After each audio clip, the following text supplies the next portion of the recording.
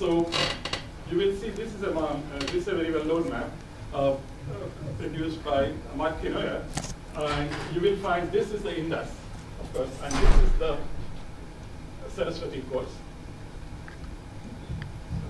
So, there is out of focus in, no, we can't do anything about it. Okay, anyway, you can see the, okay.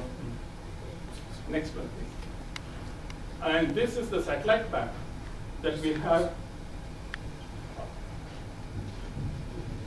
for the Saraswati River. This was a NASA satellite map. We have other maps also from the Indian ISRO, which is the Indian Science Research Organization, that I will show in a little while. In fact, we have a video of that, which I will show shortly. Next one, please. So the Saraswati is also important in the Rigveda, because it can be said that the Saraswati River was in many ways the sustainer. At least it was a very important river in the Rigveda. So it should say, this should be an I here, Ambitame, obviously there is some computer, yeah, okay. There's a minor font problem. It's not crucial. The Rigveda lauds the Saraswati as the greatest river, the greatest mother, and the greatest goddess. Naditame, Ambitame, Devitame. This is widely known. And for those who are interested in studying more about the history of the Saraswati exploration, I would recommend, now Michael Janino has come out with a book. I have not seen it, so I cannot say anything about it. But the Geological Society of India has a collection of articles about the Vedic Saraswati in northwestern India. Okay? It describes the Saraswati as flowing from the mountains to the sea. That is Giribhya Asamudra. This should be an A, that is to the Samudra. Okay? So from the mountains to the sea. So today there is no such river. Next, please. So the Rigveda also locates the Saraswati between the Yamuna and the Satluj. Because Imam Me Ganje Yamune Saraswati Shatadru, Shatadru is the Satluj, the Shatadru. So this map essentially, this is the Gagga, and please note that the Saraswati, like the Indus and other rivers of the northern plains, has changed its course over the past many centuries. So this is an approximation. No map can be exact because you have to fix it in time scale, and I don't believe with the amount of data that we have, we can come up with an exact map. Next one, please. So, since there is no such mighty river flowing today between the Yamuna, as what we now call the Jamuna in North India, Shatadru and the Shatadru, the linguists and other scholars assume that the composers of the Rigveda were foreign invaders called Arya. That's not the only reason. This is an oversimplification. There were other linguistic similarities between North Indian and European languages, especially Sanskrit and the classical languages of Europe. As I point out, this is because it based some similarity to European languages as Latin and Greek. Okay. So for that, on the basis of that, they postulated what is known as Aryan invasion theory.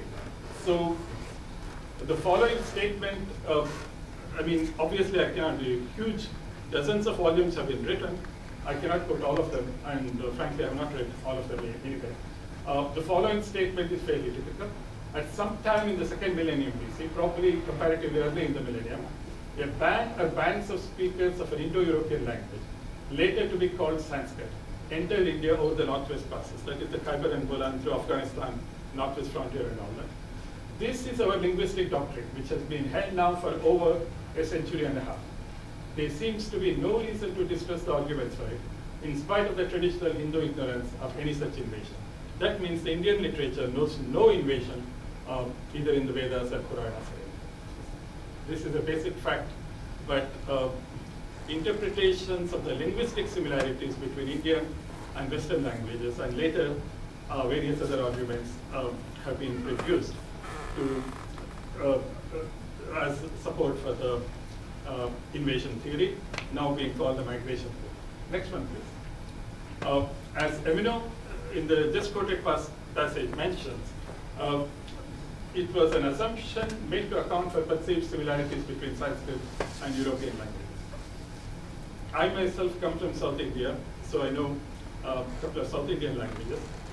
My mother tongue is Kannada, but I do find very great similarities both in grammar and vocabulary. Vocabulary is understandable because just as European languages go to Latin and Greek to form new words and technical terms, we tend to go to Sanskrit to create technical terms in science and other areas. Okay? But in any event, please note that the theory was formulated before data from archaeology or any other scientific source was available. So, since archaeology contradicts the idea of an invasion, its advocates are now calling it AMT or the Aryan migration theory. Okay? Next one. This, incidentally, archaeologists do not support the Aryan invasion idea, by and large. Okay? According to AAT, let us understand this very clearly. Okay? The advocates the indigenous Harappan civilization, 3100 to 1900 BC. I mean,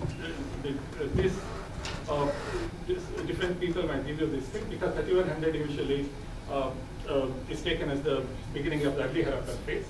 And we do know on the basis of ecological data that the Harappan civilization went into decline and more or less disappeared in the 2200, 1900 BC period. Okay? Since the Aryan invasion theory was dated to the second millennium, that is roughly it was placed in the 1500 BC, it makes the Vedas post-Harappan.